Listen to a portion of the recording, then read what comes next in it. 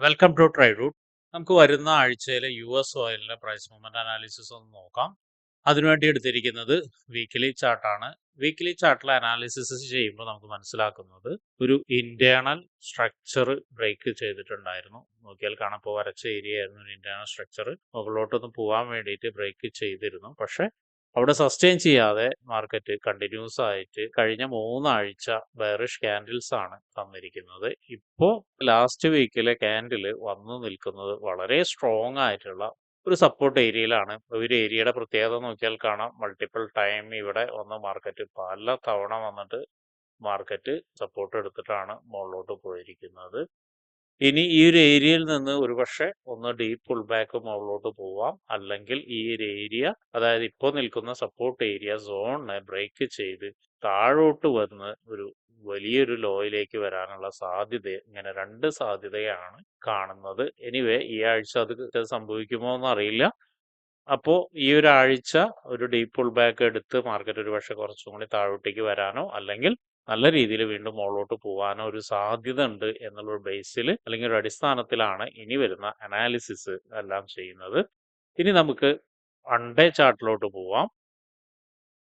One day ചാർട്ടിലോട്ട് പോകുന്ന സമയത്ത് നോക്കിയാൽ കാണാൻ നേരത്തെ പറഞ്ഞ പോലെ തന്നെ മാർക്കറ്റ് വളരെ സ്ട്രോങ് ആയിട്ട് ഇവിടെ നിന്ന് ഒരു ഒരു ഡിമാൻഡ് ക്രിയേറ്റ് ചെയ്ത് പോയതാണ്. നോക്കിയാൽ കാണാം ഇവിടെ നിന്ന് ഇങ്ങനെ സ്ട്രോങ് ആയിട്ട് ഡിമാൻഡ് ക്രിയേറ്റ് ചെയ്ത് പോയതാണ്. അതിൻ്റെ ഇടയിൽ ഒന്ന് കൺസോൾട്ടേഷൻ ഉണ്ടായിരുന്നു, ഒരു വീക്ക് കൺസോൾട്ടേഷൻ ഉണ്ടായിരുന്നു. എന്നിരുന്നാലും മാർക്കറ്റ് മുകളിലോട്ട് തന്നെയാണ് പോകുന്നത്.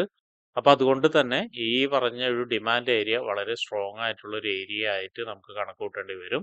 അതുപോലെ തന്നെ താഴോട്ടേക്ക് എടുക്കുന്ന സമയത്ത് നമ്മൾ നേരത്തെ പറഞ്ഞ ഒരു സപ്പോർട്ട് ഏരിയ ഉണ്ട്. ഇവിടെയും നോക്കിയാൽ കാണാം വളരെ സ്ട്രോങ് ആയിട്ട് മാർക്കറ്റ് ഇവിടെ വന്ന് സപ്പോർട്ട് എടുത്തിട്ടാണ് മുകളിലോട്ട് പോയിരിക്കുന്നത്. അവിടെയും ഉണ്ട്. അപ്പൊ അതിനെയും ഒന്ന് മാർക്ക് ചെയ്ത് വെക്കുന്നത് നന്നാണ്. എനിവേ നമുക്ക് ചെറിയ ടൈം ഫ്രെയിമിൽ പോയിട്ട് കുറച്ചും കൂടി വ്യക്തമായിട്ട് മാർക്ക് ചെയ്ത് വെക്കാം.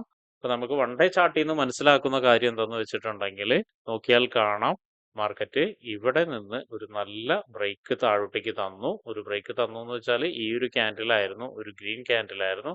ഗ്രീൻ ക്യാൻഡിൽ ആക്ച്വലി ബ്രേക്ക് തന്നിട്ട് വലിയ രീതിയിൽ ഒരു ബുള്ളിഷ് ക്യാൻഡിൽ ആണ് തന്നിരുന്നത്. ഒരുപക്ഷെ ആ ഒരു ബുള്ളിഷ് ക്യാൻഡിലിന് കണ്ടിന്യൂഷൻ കിട്ടേണ്ടതായിരുന്നു. പക്ഷെ കണ്ടിന്യൂഷൻ കിട്ടിയില്ല. പിന്നെയുള്ള 2 ദിവസം താഴോട്ടേക്ക് തന്നെയാണ് വന്നത്.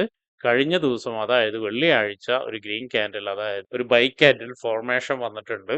ആ ഒരു ബൈ ക്യാൻഡിൽ ഫോർമേഷൻ വന്നിട്ടുണ്ടെങ്കിൽ പോലും മാർക്കറ്റ് വലിയ രീതിയിൽ മുകളിലോട്ട് പോകാനുള്ള ഒരു ശ്രമമൊന്നും നടത്തിയിട്ടില്ല. അപ്പോൾ അതായത് മാർക്കറ്റ് ഇപ്പോഴും മുകളിലോട്ട് പോകാനുള്ള ഒരു ശ്രമമൊന്നും ഇല്ല എന്ന് തന്നെയാണ്.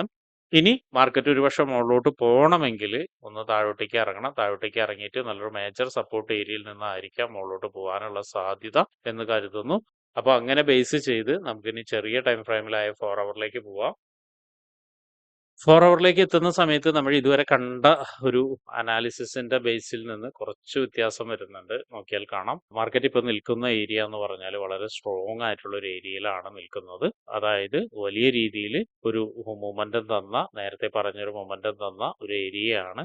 ഈ ഒരു ഏരിയനെ ഒരു സപ്പോർട്ട് സോണായിട്ട് നമ്മൾ മാർക്ക് ചെയ്യുന്നുണ്ട്. ആ സോണ് എന്ന് പറയുന്നത് 70.690 ഇടയിലും 69.350 ഇടയിലുമാണ്. ആ ഒരു സോണ് ഇവിടെ മാർക്ക് ചെയ്ത് വെച്ചിട്ടുണ്ട്, ഒന്ന് നോട്ട് ചെയ്യുക.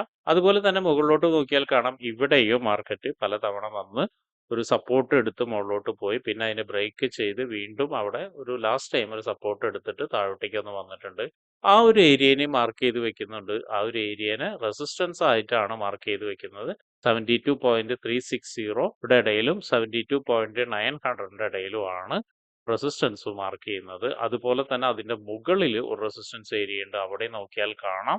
ഇവിടുത്തെ പ്രത്യേകത എന്താണെന്ന് വെച്ചിട്ടുണ്ടെങ്കിൽ ഇവിടെ മൾട്ടിപ്പിൾ ആയിട്ട് റെസിസ്റ്റൻസ് എടുത്ത് താഴോട്ടേക്ക് ഇറങ്ങി സ്ട്രോങ് ആയിട്ട് മുകളിലോട്ട് പോയി കഴിഞ്ഞ് വീണ്ടും അത് ബ്രേക്ക് ചെയ്യുന്ന സമയത്ത് ഒരു 2-3 തവണ ഈ ഒരു ഏരിയയിൽ വന്ന് മാർക്കറ്റ് റീടെസ്റ്റ് ചെയ്തിട്ടാണ് താഴോട്ടേക്ക് വന്നത്. അപ്പോൾ വളരെ സ്ട്രോങ് ആയിട്ടുള്ള ഒരു ഏരിയ ആയിട്ട് അതിനെ 73.610, അതുപോലെ തന്നെ 74.560, ഈ 2 ഏരിയക്കുള്ളിൽ അല്ലെങ്കിൽ ഈ 2 പ്രൈസ് റേഞ്ചിന്റെ ഉള്ളിലാണ് ആ ഒരു ഏരിയ വരുന്നത്. ഇനി വീണ്ടും കുറച്ചും കൂടി താഴോട്ടേക്ക് വന്നാൽ നേരത്തെ നമ്മൾ പറഞ്ഞ പോലെ, അതായത് ഈ ഒരു സപ്പോർട്ടിന്റെ താഴത്തേക്ക് വന്നു കഴിഞ്ഞാൽ ഇവിടെ നല്ലൊരു സപ്പോർട്ട് ഏരിയ ഉണ്ട്.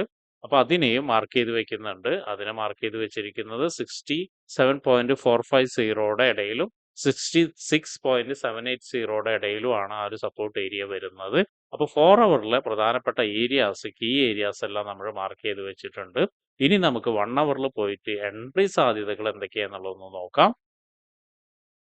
1 ഹവറിലെ എൻട്രി സാധ്യതകൾ എന്ന് പറയുന്നത് ഇപ്പോൾ നേരത്തെ പറഞ്ഞ പോലെ ഒരു സപ്പോർട്ട് ഏരിയയിൽ, സ്ട്രോങ് സപ്പോർട്ട് ഏരിയയിൽ ആയതുകൊണ്ട് തന്നെ ഒരു ബൈ എൻട്രി എന്ന് പറയുന്നത് ഈ ഒരു ബ്ലൂ ലൈനിന്റെ മുകളിലേക്കാണ് ബൈ എൻട്രി നമ്മൾ കാണുന്നത്. ബൈ എൻട്രി എന്ന് പറയുന്നത് ഒരു നല്ലൊരു സ്ട്രോങ് ക്യാൻഡിൽ ഇവിടെ ബ്രേക്ക്ഔട്ട് തന്ന് ഒരു പക്ഷേ ചെറിയൊരു റിയാക്ഷൻ കിട്ടിയായിരിക്കാം. റിയാക്ഷൻ കിട്ടുന്ന ഏരിയ എന്ന് പറയുന്നത് ഇതാണ് 1, 2, 3. അതുപോലെ തന്നെ ഇവിടെ വന്ന് വീണ്ടും ബ്രേക്ക് ചെയ്തിട്ട് ഒരു റെസിസ്റ്റൻസ് എടുത്തിട്ടുണ്ട്. അപ്പോൾ ഈ ഒരു ഏരിയയിലേക്ക് റിയാക്ഷൻ വരാനുള്ള സാധ്യത കാണുന്നുണ്ട്. അതായത് ഈ മാർക്കറ്റ് ഇവിടേക്ക് പോയി കഴിഞ്ഞതിന് ശേഷം നല്ലൊരു ബ്രേക്ക്ഔട്ട് തന്നിട്ട് വീണ്ടും ഒന്ന് താഴോട്ടേക്ക് ഇറങ്ങുകയാണ്. അപ്പോൾ ഈ പോയ ഒരു സ്ട്രക്ചറിലേക്ക്, അതായത് ഇവിടേക്കോ അല്ലെങ്കിൽ ഇവിടേക്കോ മാർക്കറ്റ് ഒന്ന് ഇറങ്ങിയിട്ട് ഒരു കൺഫർമേഷൻ കിട്ടുകയാണെങ്കിൽ ആ ബ്ലൂ ലൈനിന്റെ മുകളിൽ നിന്ന് നമുക്ക് ഒരു എൻട്രി ഉണ്ട്. അത് എവിടം വരെ എന്ന് വെച്ചിട്ടുണ്ടെങ്കിൽ നേരത്തെ പറഞ്ഞ ഈ ഒരു ഏരിയ വരെ 72.360 വരെ നമുക്ക് ഒരു എൻട്രി സാധ്യത കാണുന്നുണ്ട്. അതൊന്ന് നോട്ട് ചെയ്ത് വെക്കുക. അതൊരു ബൈ എൻട്രി ആണ്. ഇനി അവിടെയും ബ്രേക്ക് ചെയ്താൽ, അതായത് നല്ലൊരു ക്യാൻഡിലോട് കൂടി അവിടെയും ബ്രേക്ക് ചെയ്ത് കഴിഞ്ഞാൽ അടുത്ത ടാർഗറ്റ് എന്ന് പറയുന്നത് 73.610 വരെ അടുത്ത ഒരു ടാർഗറ്റ് കിട്ടാനുള്ള ഒരു സാധ്യത കാണുന്നുണ്ട്. അപ്പൊ അതിനെയും നോട്ട് ചെയ്ത് വെക്കുക. അപ്പൊ അങ്ങനെയാണ് ഒരു ബൈ എൻട്രി എന്ന് പറയുന്നത്. ഇനി സെൽ എൻട്രി എന്ന് പറയുന്നത് ഇപ്പൊ നിൽക്കുന്ന ഏരിയയിൽ നിന്ന് മാർക്കറ്റ് ഒന്ന് താഴോട്ടേക്ക് ഇറങ്ങുകയാണ്. ഈ ഒരു ലെവലിനെ ബ്രേക്ക് ചെയ്ത് ഈ ഒരു സോണിനെ ബ്രേക്ക് ചെയ്ത് താഴോട്ടേക്ക് ഇറങ്ങുകയാണെങ്കിൽ നല്ലൊരു സെൽ എൻട്രിക്കുള്ള സാധ്യതയുണ്ട്. അത് നല്ലൊരു കൺഫർമേഷൻ ക്യാൻഡിലോട് കൂടി ആയിരിക്കണം. അങ്ങനെയാണെങ്കിൽ ഒരു സെൽ എൻട്രിക്കുള്ള സാധ്യത ഉണ്ട്. അത് നേരത്തെ പറഞ്ഞ പോലെ 67.450 മുതൽ 66.780 വരെയുള്ള ഒരു ഏരിയയിലേക്ക് ഒരു സെൽ എൻട്രിക്കുള്ള സാധ്യത ഉണ്ട്. ഇവിടെ ശ്രദ്ധിക്കേണ്ട ഒരു കാര്യം എന്ന് പറയുന്നത് ഈ ഒരു സപ്പോർട്ട് ഏരിയനെ ബ്രേക്ക് ചെയ്ത് കഴിഞ്ഞതിന് ശേഷം ഒരു പക്ഷെ നല്ലൊരു റിജക്ഷൻ ക്യാൻഡിൽ, അതായത് ഒരു വലിയൊരു എൻഗൾഫിംഗ് ക്യാൻഡിലോ അല്ലെങ്കിൽ വലിയൊരു റിജക്ഷൻ ക്യാൻഡിലോ അല്ലെങ്കിൽ മറ്റ് റിജക്ഷൻ പാറ്റേൺസോ കിട്ടുകയാണെങ്കിൽ മാർക്കറ്റ് വീണ്ടും മുകളിലോട്ട് കയറി പോകാനുള്ള സാധ്യത ഉണ്ട്. അപ്പൊ അങ്ങനെയാണെങ്കിൽ നേരത്തെ പറഞ്ഞ 72.360ലേക്കും അതും കഴിഞ്ഞ 73.610ലേക്കും ഒക്കെ എത്താനുള്ള സാധ്യത കാണുന്നുണ്ട്. അപ്പൊ ഈ ഒരു ഏരിയനെ കൃത്യമായി മാർക്ക് ചെയ്ത് വെക്കുക. ഇതേ ആക്ടിവിറ്റി ഇവിടെയും വരാനുള്ള സാധ്യത ഉണ്ട്. അതായത് 67.450ലേക്ക് എത്തിയതിനു ശേഷം നല്ലൊരു റിവേഴ്സൽ പാറ്റേൺ കാണിക്കുകയോ റിവേഴ്സൽ ക്യാൻഡിൽ സ്റ്റിക്സുകൾ എന്തെങ്കിലും കാണിക്കുകയോ ഉണ്ടെങ്കിൽ അതും വരാനുള്ള സാധ്യതയുണ്ട്. പക്ഷെ അപ്പോൾ നമ്മൾ വെക്കേണ്ട ഒരു ടാർഗറ്റ് എന്ന് പറയുന്നത് ഈ ഒരു ഏരിയ വരെ ആയിരിക്കണം. അതായത് തൊട്ട് മുകളിലുള്ള സപ്പോർട്ട് ഏരിയ വരെ ആയിരിക്കണം. അവിടെയും നിന്ന് ഒരു പക്ഷെ ഒന്ന് താഴോട്ടേക്ക് ഇറങ്ങി കഴിഞ്ഞ് മാർക്കറ്റ് ഇവിടെ കുറച്ചു നേരം സസ്റ്റെയിൻ ചെയ്യുകയാണെങ്കിൽ വീണ്ടും താഴോട്ടേക്ക് ഇറങ്ങാനുള്ള സാധ്യത കാണുന്നുണ്ട്. അങ്ങനെയാണെങ്കിൽ ഓയിൽ വലിയൊരു ഇടിവിലേക്ക് വരാനും സാധ്യത കാണുന്നുണ്ട്. അപ്പൊ ഇത്രയാണ് ഈ ആഴ്ചയിലെ ഓയിലിന്റെ പ്രൈസ് മൂവ്മെന്റ് അനാലിസിസ്. ഇപ്പോൾ 4 എൻട്രി സാധ്യതകൾ പറഞ്ഞിട്ടുണ്ട്. ആ 4 എൻട്രി സാധ്യതകൾ പരിശോധിക്കുക. അതുപോലെ തന്നെ ഈ പറഞ്ഞ കീ ഏരിയാസിലേക്ക് മാർക്കറ്റ് വരുന്ന സമയത്ത് എങ്ങനെയാണ് ബിഹേവ് ചെയ്യുന്നത് എന്നുള്ളത് മനസ്സിലാക്കിയതിന് ശേഷം മാത്രം ട്രേഡ് എടുക്കാൻ ശ്രമിക്കുക. എല്ലാവരും ഓർമ്മയിൽ വെക്കേണ്ട ഒരു കാര്യം എന്തെന്ന് വെച്ചിട്ടുണ്ടെങ്കിൽ അനാലിസിസ് എപ്പോഴും കറക്റ്റ് ആയിരിക്കണമെന്നില്ല.